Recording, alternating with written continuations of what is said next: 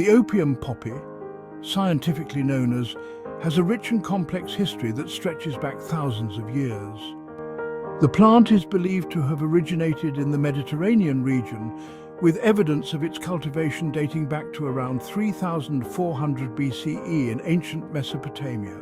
We, the Sumerians, referred to the opium poppy as the joy plant, recognizing its psychoactive properties and the euphoria it induced.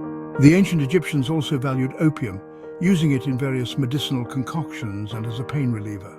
In Egypt, opium was an essential part of our healing practices. It was used to relieve pain and in other medicinal preparations. By the time of the Greeks and Romans, the use of opium had spread throughout the Mediterranean, where it was utilized not only for its medicinal properties, but also in rituals and as a recreational substance. Hippocrates, the father of medicine, documented the plant's use in treating ailments like insomnia and pain. As trade routes expanded, so did the knowledge and use of opium. Arab traders played a significant role in introducing opium to Persia and India, where its cultivation flourished. By the Middle Ages, opium was established in various cultures across Europe and Asia, often used in tinctures and elixirs for a range of medical issues.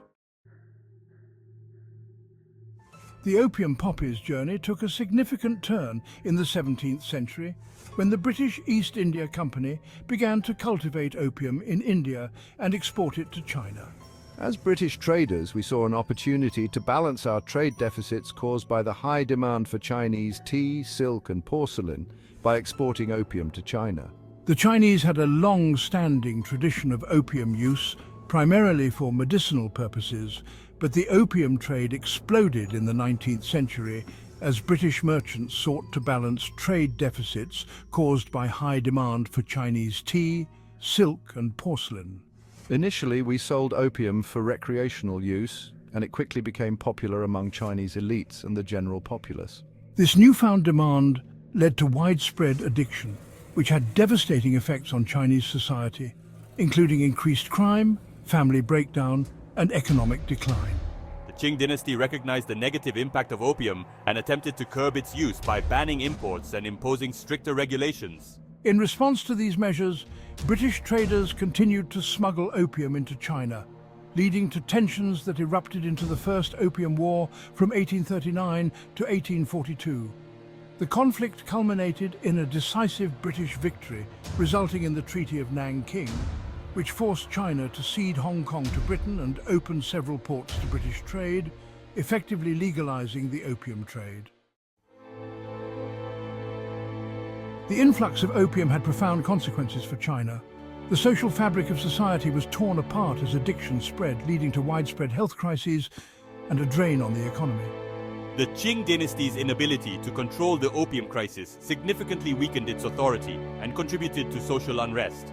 The Second Opium War, which occurred from 1856 to 1860, further entrenched the opium trade as foreign powers continued to exploit China's vulnerabilities.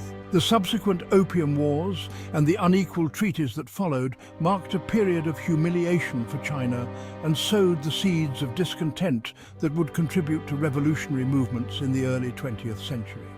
In the 20th century, as China sought to reform and modernize, the opium trade became a focal point of nationalistic sentiments. The government launched campaigns to eradicate opium cultivation and use, leading to a significant decline in its prevalence. The story of opium poppies is one of both medicinal discovery and tragic consequences. From its early uses in ancient civilizations to the devastating impact of addiction and international conflict in China, the opium poppy has shaped histories, economies and societies. Today, while the cultivation of opium poppies continues for medicinal purposes, the legacy of its past serves as a reminder of the complex interplay between culture, commerce, and health.